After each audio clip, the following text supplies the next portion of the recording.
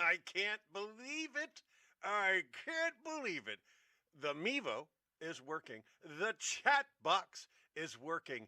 I was rushing to get things done because I spent a whole lot of time looking for content this morning. Not the normal things. It's the Abby something, the Abby normal things. I couldn't find any community service things or projects or anything. Sound is working, and sound is working. Great point, Mr. Taney. I am excited.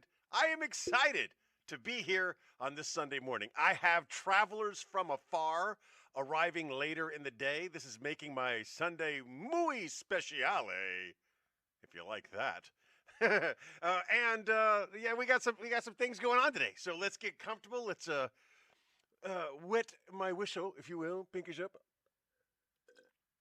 And let's begin the show. It's the Supplemental. It's in addition to your regularly scheduled Lunsby shows. For those of you listening to us in podcast format, this is also a video product that you can watch and see my beautiful face. And if you don't want to watch it and see my beautiful face, I completely understand. But we are now uploading the supplementals to Spotify and iHeart and Apple and iTunes and Amazon, all of them. They're all getting uploaded. You can listen to them anywhere you want. Remember, they're work friendly. They're kind of fun. They're enjoyable. And you can look at my ugly mug or not. It's completely up to you. Let's get started with your national days o' the week. Beginning with the 29th of September. No, the 30th. Today's the 29th. Yeah, we do these in preparation for the week ahead, not looking back. 30 September, last day of the fiscal year. Here we are. What do you got? The strangest one I've ever seen. National Puppy Mill Survivor Day. I'm not making that up. That's a real national. Again, if you want a national day, and I highly recommend the Taneys pool their money together and get the National Taneys Day. I think they deserve it. But if you have some money, you can send it into these things, and they'll give you a national day. And somebody thought it was a good idea to have National Puppy Mill Survivor Day. Let me see if I get this straight. Cute little adorable puppy that you own is a survivor because it came from a place that makes puppies that you want? Dumb. I'm just going to say it's so stupid. Enjoy your puppy. I don't care how it came to be. Ridgebacks are, they're a bit rapey. That's all I can say. Ask my brother. He's been raped by Zeus on more than one occasion. True story. Yeah.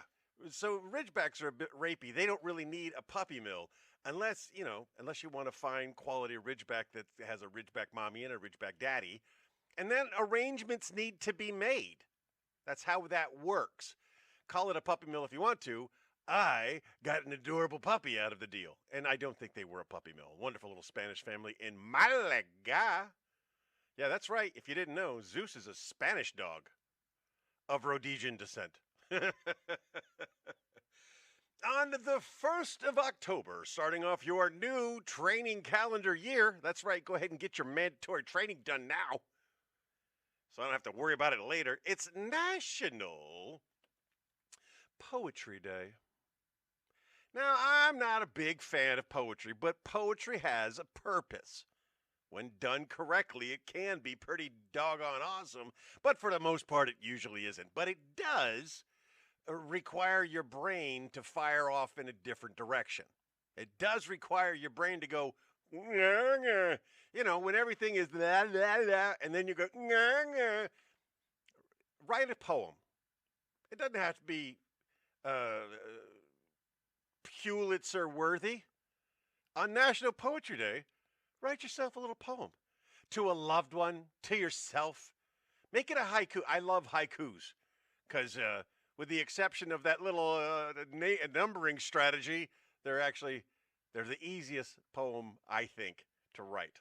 So write yourself a haiku, and I'm sure National Haiku Day already exists. But for National Poetry Day, write yourself a poem or write a poem to someone you love.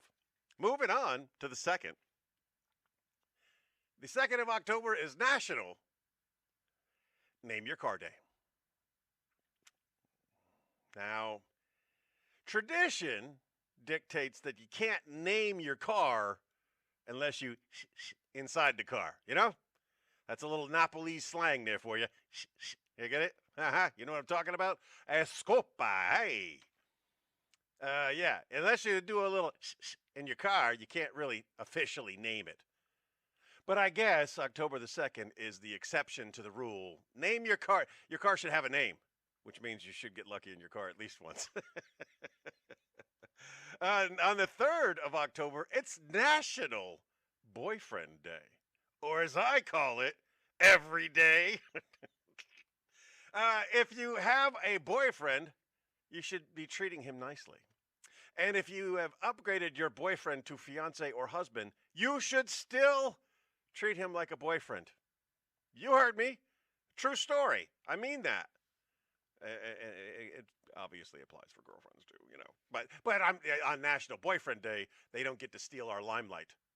Treat your man nicely, and he will return the favors.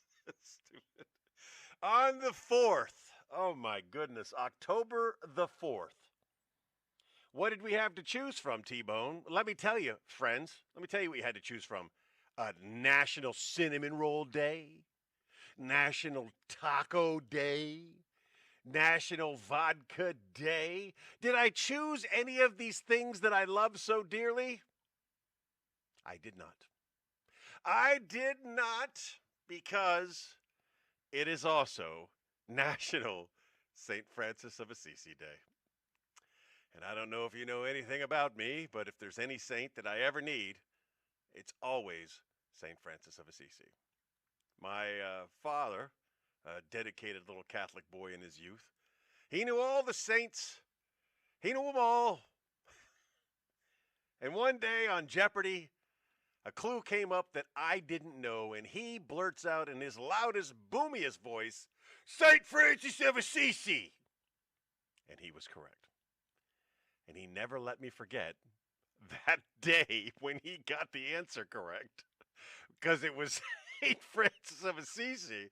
And the running joke for years after that was anytime a saint question comes up, he would just yell out St. Francis of Assisi. Not usually correct, but it was the joke. It was a fun joke, and I love my dad, and I miss my dad. If you still have your dad, as I remind you every Father's Day, reach out to him, tell him you love him, because you only get one. Yeah. Interesting side note there. He bought me a St. Francis of Assisi statue. Yeah, because that's what I needed, a constant reminder of the one time he was right. My cat Polaris, St. Francis of Assisi, the patron saint of animals. My cat Polaris knocked over the statue and broke it. I'm not saying my cat, who was a black cat, was a devil. And National Black Cat Day actually came up, and I didn't choose that either. Here we go. On the 5th, is National. Why am I am looking at the right camera. Why do I feel like I'm a little off? Anyway, National.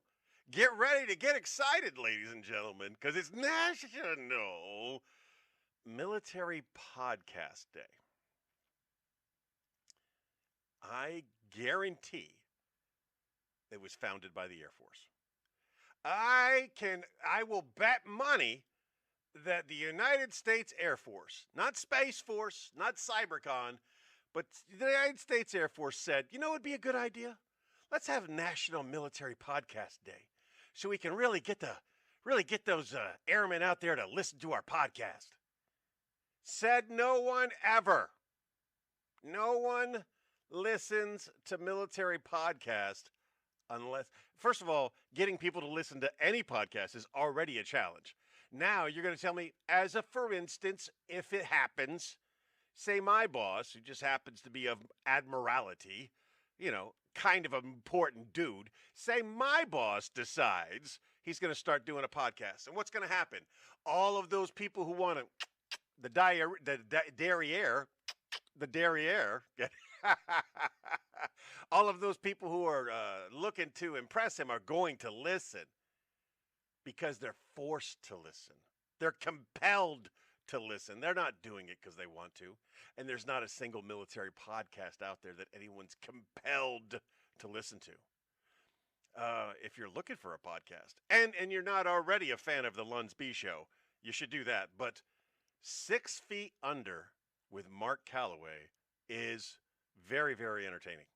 So check it out. All right. And finally, on the 6th of October, it's National Noodles Day.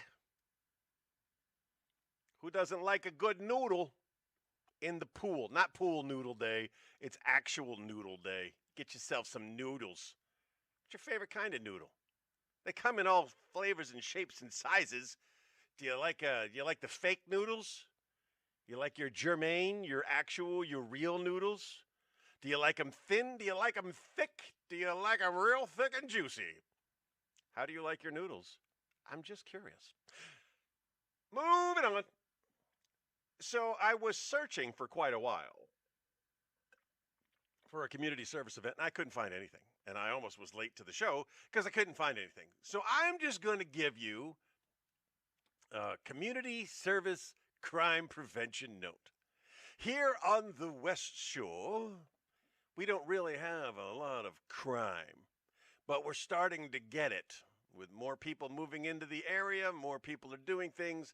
A lot of reports in the area of people breaking into vehicles. Here's what I will tell you. It doesn't matter if you're in southern Spain, and it doesn't matter if you're on the west shore of Harrisburg. Never leave valuables in your car. Ever. Don't do that. Your car is not a safe. It's just a place surrounded by glass that people can look in. And you don't want people breaking into your vehicle to see if something is valuable inside a bag.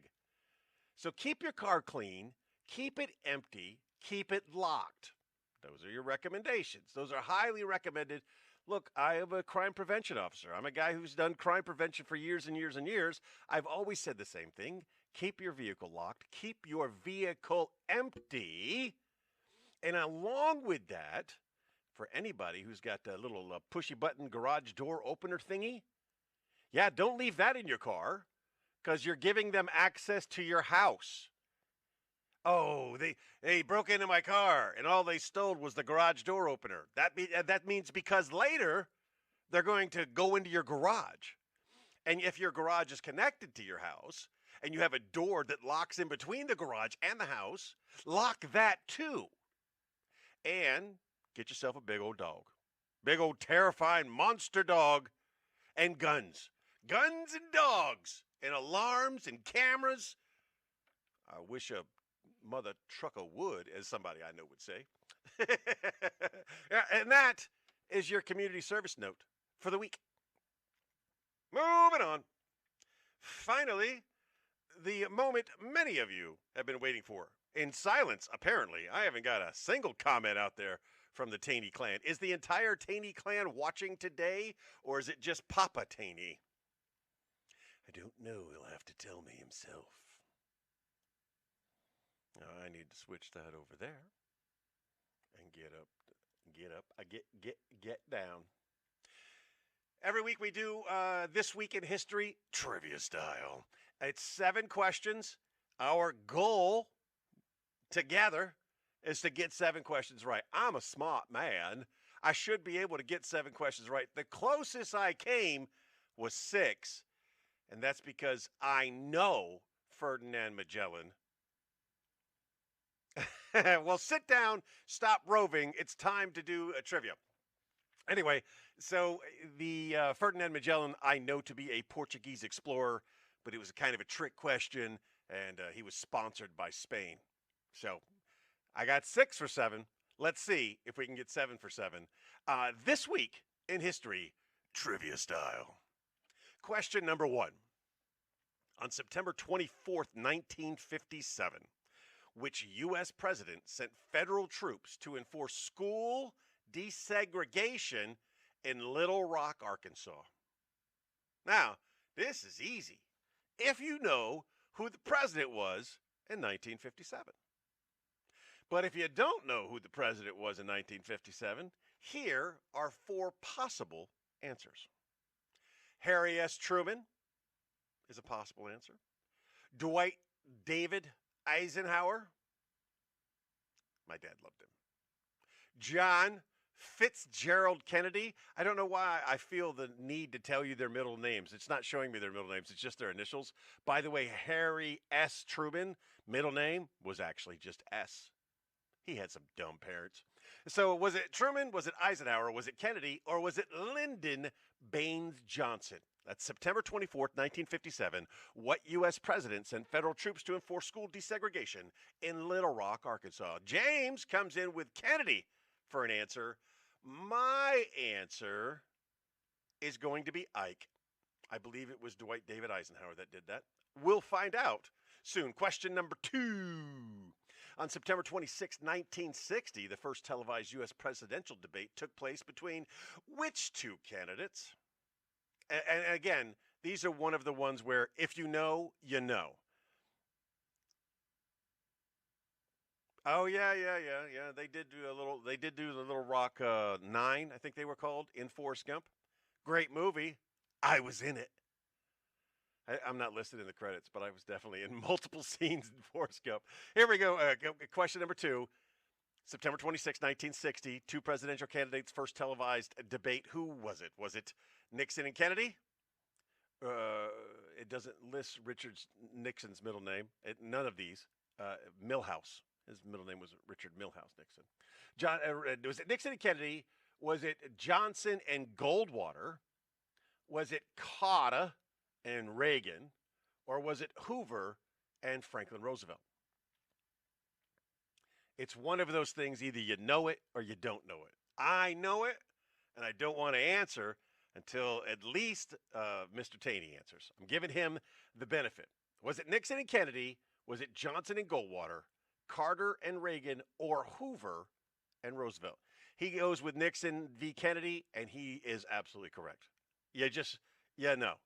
And people loved Nixon, but he looked rough that day. On September 28, 1928, Scottish bacteriologist Alexander Fleming discovered what life-saving antibiotic? September 28, 1928, Scottish bacteriologist Alexander Fleming discovered what life-saving antibiotic? Was it penicillin, streptomycin? Oh, he's going immediately with penicillin. He's jumping in on that one. Tetracycline? Tetracycline, that sounds like something I may have used in my life. Or was it another word I can't pronounce? Was it penicillin, streptomycin, tetracycline, or erythromycin? I don't feel like penicillin was invented by a Scottish bacteriologist named Alexander Fleming. I feel like a more popular name is associated with that. But I also feel like in 1928, they didn't need no difficult names. I think it's penicillin. I'm going to go with penicillin. So, yeah. Question number 4. On September 23rd, 1846, astronomers discovered what planet in our solar system? September 23rd, 1846, astronomers discovered what planet in our solar system? All of the options I have available are actual planets. I have a hair for that somehow. It's one of mine. Thank goodness. Not like Hooters. You know, whose hair is that? I don't care. It's Hooters. And then you look at the chef and you're like, ugh, I did care. Neptune, Uranus, Pluto, or Saturn? 1846, what planet was discovered in our solar system? Well, it's pretty far out there. and it has been demoted. He goes with Neptune. Saturn, Uranus, Neptune, and Pluto. Pluto's no longer a planet. So I'm going to go with Uranus. Neptune, Pluto. No. I agree. I think it's also Neptune. So that's my answer. I don't feel like we're going to go 7 for 7 this week. Question number 5. On September 27th, 1998, the Internet Corporation for Assigned Names and Numbers, also known as ICANN, was founded. What is its primary function? Now, listen closely. On September 27th, 1998, the Internet Corporation for Assigned Names and Numbers was founded. What was its primary function? Was it regulating e-commerce, overseeing domain names and IP addresses, monitoring internet security, or creating programming languages? Zeus just decided to pay me a visit. The Internet Corporation for Assigned Names and Numbers, I think, answers the question. I am going with B. Wait, I am delaying long enough to give Mr. Taney an option to answer. He's a smart guy. He's going to say the same thing I'm saying. He's distracted by the children's, apparently. It is overseeing domain names and IP addresses. Answer B. Question number 6. On September 29th, 1829, what famous British police force, known as Bobbies, was founded? Do the question again. Yes, the wife is correct. I'm not doing the question again. I've gave you plenty of time, Shippy. September 29th, 1829, famous British police force known as Bobbies was founded. What are they called? Was it the Royal Air Force Police? Was it the London Metropolitan Police? Was it the British Transport Police? Or the Thames Valley Police? That's the sound of the police. I believe the Bobbies are the London Metropolitan Police. James believes it's the London Police, but he left out the word metropolitan, so we're going to take it against him if he's right. If he goes for all 7, we're going to put an asterisk next to it because he left out metropolitan. And finalmente, question number 7. On September 25th, 1981, Sandra Day O'Connor was sworn in as the first female justice on the United States Supreme Court. What president nominated her? Again, if you know who the president was in September of 1981, you know the answer to this question. I know the answer to this question. I am delaying to give you an opportunity to answer. Here are your multiple choice possibilities. Was it Rich? I'm going to do all middle names even though it's not showing them. I'm doing them to show off. James says Bush. Was it Richard Milhouse Nixon? Was it, I don't know. I think Gerald Ford had a silly middle name. I don't remember his middle name. Like Lynn or something. He was adopted. Doesn't matter. Jimmy Carter. I guess I didn't know his name either. All right, let's just get serious here. Wait, 81 Reagan. He has corrected himself in time. Richard Nixon, Gerald Ford, Jimmy Carter, Ronald Reagan. What is the answer? The correct answer, the only answer is Mr. Ronald Reagan. Middle name dork. All right, here we go with our answers. Answer number 1. I'm feeling good about it right now. It was Dwight David Eisenhower. Question number 2. It was Richard Nixon and John F. Kennedy. Question number 3. It was, do you feel the excitement building in my voice? It was, in fact, penicillin. Question number 4. The correct answer, we both got it correct, was Neptune. Question number 5. The correct answer was overseeing domain name and IP addresses. By the way, he did not get his answer in time. His wife did, but he didn't. So we're definitely not giving him 7 for 7. If it happens, don't know if it's going to happen yet. We're close. Question number 6. Oh my goodness. It was the London Metropolitan Police. And question number 7. Finally, 54 episodes in, we went 7 for 7. It was the Gipper, Ronald Reagan, who appointed Sandra Day O'Connor. I can't tell you how excited I am to finally go 7 for 7. I am stoked. What a great way to start our Sunday. Ladies and gentlemen, I remind you today, as I remind you every day, just be the best person that you could be. And if you were a great 7 for 7 person today, be an even better 7 for 7 person tomorrow. Chick Brew sends her love. And with that being said,